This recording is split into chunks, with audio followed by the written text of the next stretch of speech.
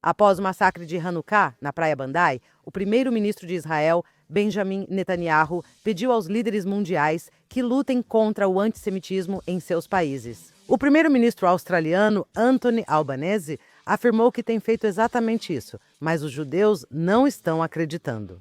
Isso e muito mais em Israel Indiplomático.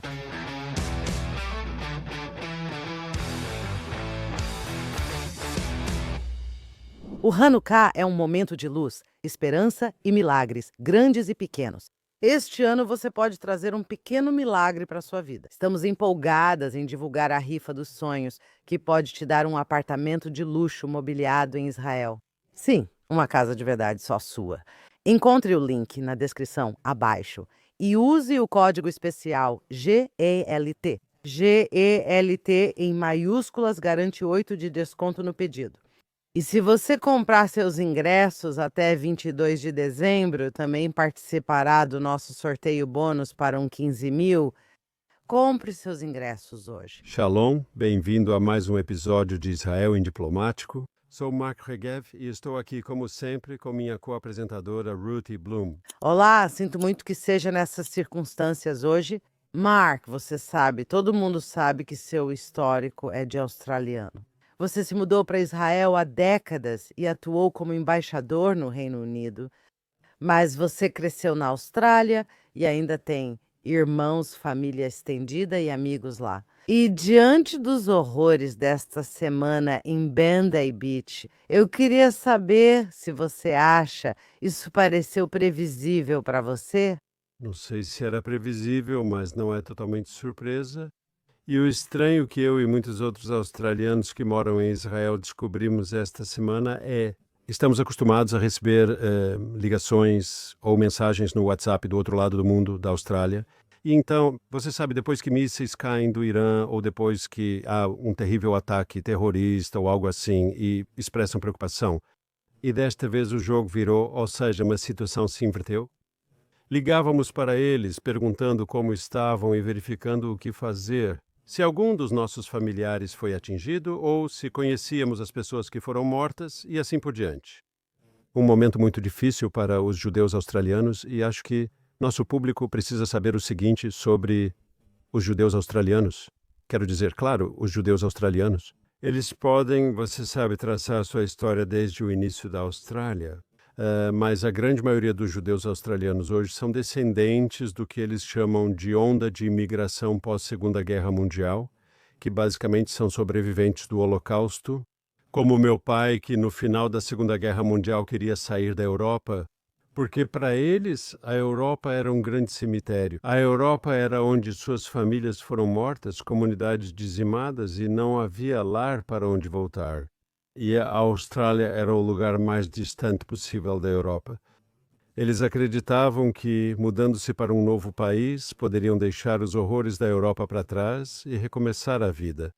Eu me lembro que fui para a escola judaica na Austrália, a escola judaica diurna, em Melbourne, e muitos dos meus amigos tinham um dos pais, às vezes os dois, com tatuagens numeradas dos campos de concentração. E isso não era algo anormal, fazia parte da realidade em que crescemos. E toda essa ideia de que a Austrália era algo diferente, era um país livre, um país tolerante, um país onde as pessoas podiam contribuir e ter sucesso. E essa Austrália que vimos em Bondi Beaches é algo muito diferente. Não é esta Austrália que eu lembro em que cresci. Claro, sempre houve, sabe, antissemitismo, snobismo antissemita aqui ou ali, ou algum tipo de barreira, mas isso não te afetava. Isso é grande, isso é uma mudança. Quando falo com pessoas na Austrália ou as ouço em entrevistas, dizem: estamos chocados, mas não surpresos. Tem sido muito difícil para judeus australianos. Por um lado, você tem neonazistas, talvez eles sempre tenham estado por aí, mas recentemente eles saíram das sombras e estão mais ativos. Eles estão mais presentes, estão mais barulhentos. E você também tem esquerdistas radicais que ficam Palestina, Palestina, Palestina, do rio ao mar. E aí você tem uma situação em que agora, com uma comunidade muçulmana maior, você tem antissemitismo islâmico, islamista, devo dizer antissemitismo. Como vimos, os autores dos assassinatos eram, e é um momento difícil para os judeus australianos. Eu acrescentaria algo. Quando fui embaixador na Grã-Bretanha, houve ameaças à comunidade judaica no Reino Unido. O governo britânico foi firme ao apoiar a segurança dos judeus britânicos. E os judeus britânicos sempre expressavam seu elogio pelo que o governo britânico estava fazendo para apoiar a comunidade e garantir que ela estivesse bem protegida de possíveis ameaças. Minha impressão é que essa não é a situação na Austrália com os judeus australianos, que foram ignorados por muitas autoridades. Existe uma palavra australiana, acho que não é americana, reclamando, se queixando, que eles estavam, dizendo coisas e que eram chorões, por assim dizer, dizendo que esse tipo de coisa poderia acontecer. Bem, adivinha só, Ruth, aconteceu. Primeiramente, eu gostaria de dizer que o Reino Unido também não é mais seguro para judeus. Os judeus que eu conheço no Reino Unido dizem que é um desastre desse ponto de vista. E deixe-me dizer que você está certa. Os sobreviventes do Holocausto estavam certos. A Austrália era uma nova fronteira, um lugar acolhedor. Assim como os Estados Unidos, e como você disse, os Estados Unidos também tinham antissemitismo, mas basicamente os judeus puderam prosperar e prosperaram, chegaram às posições mais altas, etc., e praticaram qualquer vertente do judaísmo. Em público ou privado, tanto faz. Não havia problema. Discordo de você ao apontar neonazistas. Certo, porque é exatamente isso que a primeira-ministra Albanese estava tentando fazer após esse massacre. Sabe, existem antissemitas dos dois lados, tem a extrema-direita e tem a extrema-esquerda. Não, essa questão agora é uma questão de jihad global. E na Austrália, uma das formas, como pudemos ver isso claramente, por assim dizer, foi em 8 de outubro, no dia seguinte ao massacre de 7 de outubro que o Hamas cometeu contra israelenses inocentes. No dia seguinte, antes mesmo das forças de defesa de Israel entrarem em Gaza para retaliar ou resgatar os reféns, milhares de australianos marcharam gritando: "Gazeiem os judeus, não israelenses, gazeiem os judeus". E desde então vimos sinagogas sendo pichadas, carros-bomba, eu não sei, por toda a Austrália, principalmente em Melbourne e Sydney, onde eu suponho que é onde a maioria dos judeus vive na Austrália. E então, durante todo esse tempo, Albanese dizia: sim, precisamos combater. Nós não aceitamos que essas pessoas estejam tentando, sei lá, semear o caos na sociedade. Não, essas pessoas estão tentando massacrar judeus, e ele não vai dizer isso. E mesmo quando ele diz isso, ele logo em seguida fala: sabe, isso é terrível, isso é, sabe. Isso me lembra os anos de Oslo, quando as pessoas diziam que o terrorismo palestino era, é extremismo dos dois lados. São inimigos da paz. Não, não, não, não, não, não. Esses não são inimigos da paz. Esses são inimigos do Ocidente. O que vimos na Bandai? Você mata judeus, cristãos e ocidentais, mas este caso foi contra judeus. Era uma festa de Hanukkah. E precisamos parar de falar, de disfarçar isso com outras palavras. A outra coisa que a Albanese fez que foi nojenta. Quero dizer, estou no meu limite com ele, e isso ele disse. Ele e todos os esquerdistas que o apoiam, ou mesmo que não o apoiem. A primeira resposta deles foi: precisamos de leis de controle de armas mais rígidas, como se, em primeiro lugar, a Austrália já não tivesse leis rígidas de controle de armas. Número 2, os atiradores, o pai e o filho, jihadistas. O pai tinha uma arma licenciada. Esse é o número 2, número 3. Armas não matam pessoas, pessoas matam pessoas, e ter leis de armas mais rígidas não impede que uma ideologia radical se espalhe.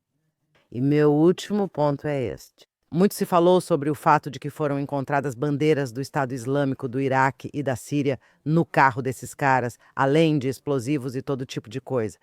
Até o presidente Trump citou o Estado Islâmico do Iraque e da Síria. Há muita conversa sobre isso, e eu só gostaria de dizer: Estado Islâmico do Iraque e da Síria. É só isso, sabe? Há sunitas, xiitas, Estado Islâmico do Iraque e da Síria, Hezbollah, Hamas, Irã e Estado Islâmico do Iraque e da Síria não estão do mesmo lado, mas vou te mostrar onde a jihad global está envolvida. Todos esses espécimes vis são do mesmo grupo, então eu não me importo se eles são Estado Islâmico do Iraque e da Síria ou o que quer que sejam, o que eles são. Eles são jihadistas globais com uma missão. Tudo foi planejado e eles conseguiram. E outra coisa, a polícia australiana demorou 10 minutos antes de aparecer lá. As pessoas estavam filmando tudo isso. E só as ações heróicas dos civis, pessoas que estavam no festival, realmente ajudaram a polícia a prender os suspeitos. E aqui, novamente, eu tenho de novo, mais um ponto. E esse é o herói que agarrou um dos terroristas por trás. É muçulmano também, dono de uma barraca de frutas. E eu tenho que dizer, antes de tudo, todos estão elogiando ele como um herói. E ele é um herói, e ele é muçulmano, mas ele não é islamista. E judeus de toda a Austrália e de outros lugares, imagino, já arrecadaram bem mais de US$ 1 milhão para recompensá-lo e ajudá-lo. Porque ele levou um tiro na perna e nos braços, foi hospitalizado, e ele não é um cara rico agora. Por que isso é importante? Imediatamente os judeus foram abraçá-lo e agradecer por ter feito isso, e essa é a diferença entre os judeus e os islamistas. Então, quero levantar e responder algumas coisas que você disse, e eu não concordo com tudo. Mas quero dizer o seguinte sobre a questão do herói, o sírio que tinha a barraca de frutas ou uma mercearia ou algo assim. Eu não sei os detalhes, mas acho que ele é muito importante. Por quê?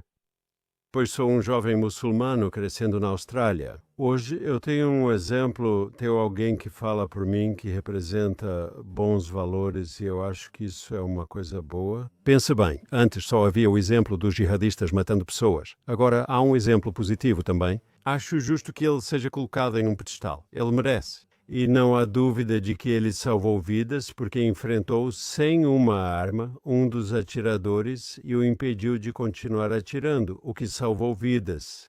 Eu também acho, mas por mais que você seja crítico ao controle de armas, quero dizer que, como é difícil ter armas automáticas na Austrália, é bem mais fácil nos Estados Unidos, onde eu tenho uma. Sim, acho que até certo ponto isso limitou a carnificina em Bundy Beach. Se você entende alguma coisa sobre armas, eles tinham que, sabe, não, era um rifle de ferrolho e eles tinham que, cada vez tinham que esperar 1 segundo entre cada disparo. E por isso eu acho que o fato de existirem leis de controle de armas na Austrália acabou limitando. O massacre poderia ter sido bem maior que 15 vítimas. Dito isso, quando o governo australiano decidiu endurecer as leis de armas, não fui contra. Há toda uma questão envolvida. Quero dizer, esse homem tinha licença para suas armas e, ao mesmo tempo, tinha um filho que era suspeito pela Organização Australiana de Inteligência de Segurança. Esse é o FBI, ou CIA, da Austrália. O filho dele era investigado por ligação com o Estado Islâmico do Iraque e da Síria. Como ele conseguiu tudo isso? Então, obviamente, houve um erro aí. Como eles conseguiram aprovar a licença de armas? Vamos encerrar aqui e dizer o necessário, afirmou o ex-primeiro-ministro da Austrália. Do outro lado do parlamento, do lado conservador na Austrália, chama-se Partido Liberal. John Howard, ex-primeiro-ministro e amigo de Israel, afirmou: podemos debater leis sobre armas, mas o foco deve ser o aumento e a normalização do antissemitismo.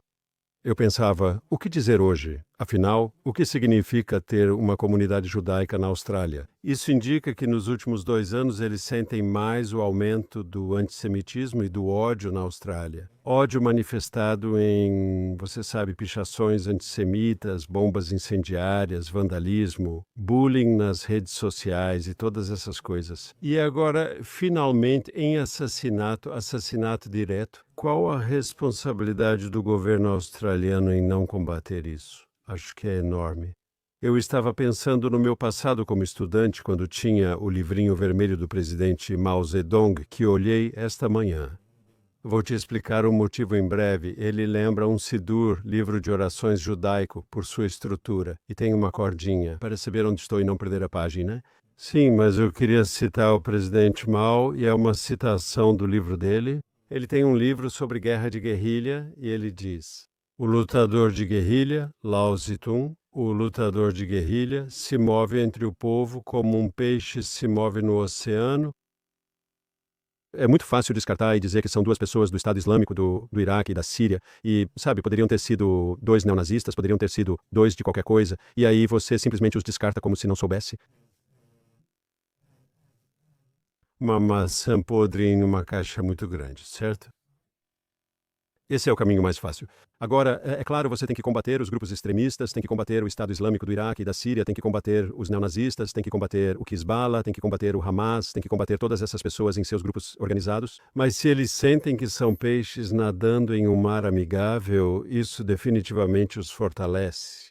Isso lhes dá legitimidade, isso lhes dá poder, isso faz com que eles entendam que o povo está do lado deles. E aqui a questão é, havia uma atmosfera pública na Austrália que dizia Israel genocida, Israel apartheid, Israel do mal, israelenses do mal, judeus do mal. Isso contribui para esse tipo de situação e cria oxigênio, ou, para citar Mao Tse-tung, cria o mar para esses peixes nadarem. Com certeza. Mas você entende, antes de tudo, de novo, eu discordo. O motivo pelo qual você não deve colocar os neonazistas nessa lista não é porque eles sejam melhores ou menos e nem menos antissemitas, mas porque a esquerda e os liberais todos reconhecem que nazistas são maus e neonazistas são maus, eles não reconhecem que jihadistas são maus. Eles dizem não, é em nome dos palestinos e da Albanese, reconhecem o Estado palestino, alegando que é tudo porque, sabe, é tudo igual, mas não é igual. Mark, neonazistas são os vilões aos olhos da mídia, dos políticos e de todos esses, e de todos os liberais. São os jihadistas que você tem que combater, porque Albanese nunca apoiaria neonazistas, mas ele é um apologista dos jihadistas. E como sabemos disso? Porque no meio do ataque a Israel, a guerra em Gaza, que foi o ataque do Hamas a Israel, basicamente o ataque do Irã através de intermediários contra Israel, uma guerra em 7 frentes. Ele estava preocupado com os palestinos e com o Estado palestino. E agora ele afirma que, sim, nós estamos combatendo o antissemitismo. Sério, você sabia disso? Netanyahu advertiu, ele lhe enviou uma carta. O Mossad avisou Canberra que as células iranianas operando e fomentando o terrorismo na Austrália. Eles foram ignorados por Albanese. E toda vez que ele diz, sim, é terrível, e sim, estamos realmente combatendo isso. Não, você não está, você está incentivando isso. Você disse sobre o clima e você está absolutamente certa que existe esse clima quando acontecem marchas assim. E desde o primeiro momento em que houve desfiles dizendo gás. Os judeus na Austrália, logo na Austrália. Bem, então deveria ter havido um clamor geral por parte de todos, mas não houve. Eles usaram Israel como desculpa para atacar judeus, mas isso é mentira, só uma justificativa. Nós sabemos disso, mas ajudou. E o fato de a Austrália ficar do lado de qualquer tipo de decisão, ou até mesmo considerar as decisões do Tribunal Penal Internacional, é revoltante. A Austrália, assim como os Estados Unidos, falam o mesmo sobre ambos. Há 2 países muito acolhedores, tanto com judeus quanto com imigrantes. Bem, esse tipo de imigração está destruindo o Ocidente. A imigração judaica para a Austrália ou América, assim como a imigração legal para esses países, não fez isso. É ambos. É essa massa permitindo que qualquer pessoa entre nesses países e eles estão destruindo-os por dentro. E, aliás, o antissemitismo, como você sabe pelos nazistas, qualquer lugar onde o antissemitismo se instala e se espalha, é uma sociedade em declínio? Não é por acaso que o antissemitismo foi chamado de o ódio mais antigo, porque realmente remonta até mesmo a tempos pré-cristãos. Em certos períodos, a igreja cristã organizada foi claramente antissemita e antijudaica. Nós éramos os terríveis assassinos de Cristo, os assassinos do Filho de Deus. E durante toda a Idade Média havia todo tipo de acusações feitas contra os judeus, de que supostamente estávamos espalhando a peste. ou que estávamos matando jovens cristãos para usar o sangue no nosso matzá, para a Páscoa, para o Pesach, todo tipo de coisa. Judeus foram mortos, acusados disso, e no mundo muçulmano os judeus eram legalmente cidadãos de segunda classe? Sim, nós tivemos. No Islã tradicional, os judeus tinham status de dhimmi, o que significa que cidadãos de segunda classe podiam ser tolerados. Mas só um pouco, e dependendo do período e do país. E o interessante sobre o antissemitismo é sua persistência, sua capacidade de continuar relevante e de ser presente em vários países e épocas históricas.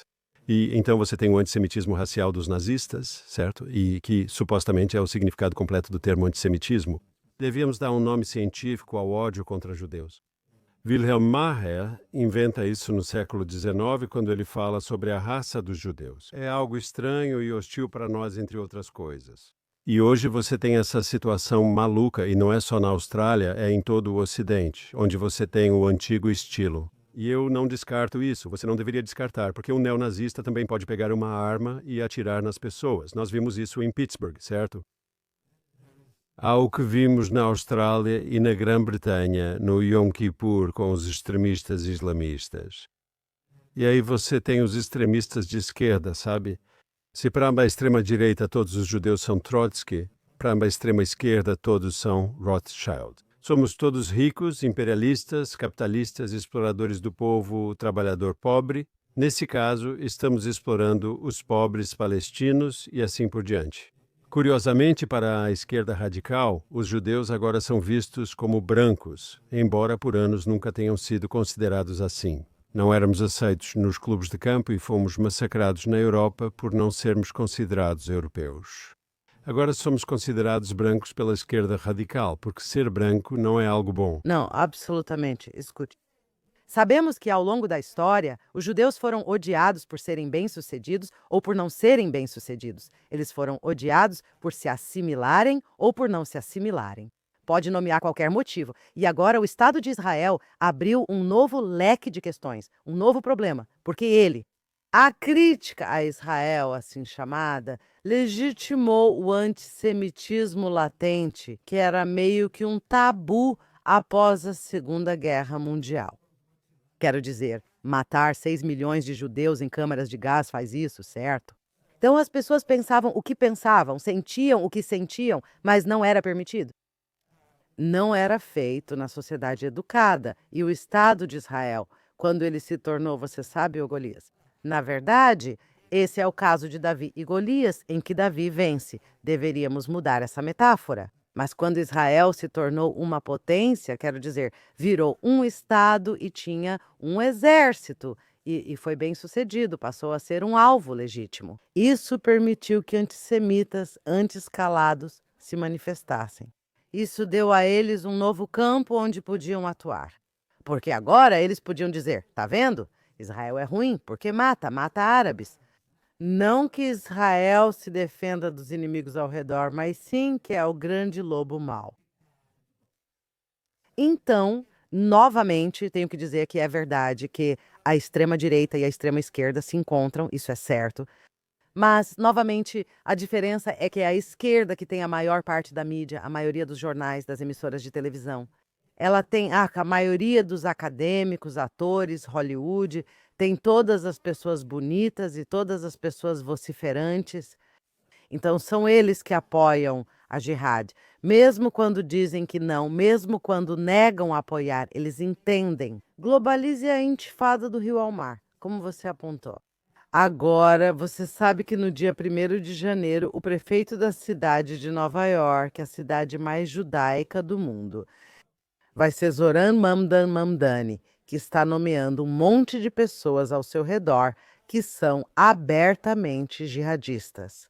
Então, o fato de ele vir a público e dizer: "Ah, isso é terrível, o que aconteceu em Bondi Beach? E nós vamos proteger nossos judeus, balela", e você sabe como ele fala sobre isso, nós vamos proteger nossos judeus, é como falar sobre seus animais de estimação. Desculpe, não podemos tolerar isso. E Albanese, aliás, o que ele deveria fazer é renunciar em desgraça depois desse massacre. Acho que o governo australiano, pelo seu próprio padrão, fracassou Disseram que faziam tudo para proteger a comunidade judaica australiana desse tipo de ameaça, mas isso não ocorreu. Então está claro que houve uma falha aqui. E o que o governo australiano vai aprender com isso? Bem, teremos que esperar para ver. Está claro que a comunidade australiana está indignada, não só a comunidade judaica, mas a comunidade em geral está indignada. Como isso pode acontecer em solo australiano? Sabe, sempre dissemos, e é correto, que 7 de outubro de 2023 foi o maior assassinato antissemita desde o Holocausto. Então, Bondi Beach é o maior desde essa data. Essa é a verdade. É um dia muito triste, especialmente considerando que a Austrália, sabe, para muitas pessoas. Eu me lembro quando estava na Grã-Bretanha como embaixador e o antissemitismo estava crescendo na Grã-Bretanha, e para os judeus britânicos foi muito traumático, porque o antissemitismo ocorria em outros lugares, como Polônia, Romênia, Hungria ou Rússia. Os avós deles sofreram com o antissemitismo ou achavam que isso só ocorria em países como o Irã. Sim, ou poderia acontecer no Iêmen ou na Síria, e por aí vai. A ideia de que o antissemitismo foi reacendido em países ocidentais é um fenômeno muito, muito ameaçador, e isso desafia. Porque toda a ideia era que nós, judeus, deveríamos estar seguros, em democracias liberais. Sim, mas aqui, se quisermos falar de sionismo, quero dizer, Herzl se torna sionista ao ver o antissemitismo. Explodiu na França após a Revolução Francesa, que prometia igualdade, fraternidade e liberdade para todos. Sim, confundi a ordem, desculpe. Ele afirmou que mesmo em sociedades liberais modernas, isso não funciona. Precisamos de uma pátria judaica. Essa é a diferença. E eu quero talvez terminar com esse ponto. Você pode ficar muito deprimido e pensar que algumas coisas não mudam. Sabe, o ódio aos judeus vai e vem, mas nunca desaparece. E se desaparece, é só uma hibernação esperando algo para reacendê-lo. Você pode dizer que algumas coisas não mudam, mas algo importante mudou. Os judeus mudaram. Temos um Estado próprio e podemos nos proteger. Não somos mais indefesos, apátridas, desprotegidos. Quando meu pai nasceu em Magdeburgo, Alemanha, no início dos anos 1930, os judeus não tinham um Estado. Eles tinham que implorar para que as pessoas os protegessem, implorar para que as pessoas os deixassem entrar. Israel, com todas as nossas falhas, e nós temos falhas, e discutimos essas falhas frequentemente neste programa, e Israel, com todos os desafios que enfrentamos, e as pessoas más em nossas fronteiras. O povo judeu tem soberania, estabeleceu essa soberania, e nós vamos nos defender contra nossos inimigos. Se alguns acharem difícil, vamos aprender a conviver. Não voltaremos a ver os judeus apenas como vítimas. O tempo todo. Bem, eu concordo com isso. E só estou dizendo que precisamos afirmar isso mais. Você está certa. Bem, olha, estávamos indefesos em 7 de outubro, fomos pegos de surpresa e rapidamente mudamos essa situação. Mas, sabe, e nós avisamos a Austrália e temos avisado outros países. Aliás, ao falar de controle de armas agora, entendo o sentimento. Vi isso em todas as redes sociais, com pessoas falando sobre controle de armas e que não há judeus em outros países. Eles precisam começar a se preparar. Eles deveriam ir à sinagoga armados, porque isso não é. Isso não parece essa onda de violência por parte do que você chama, do que algumas pessoas chamam de lobos solitários.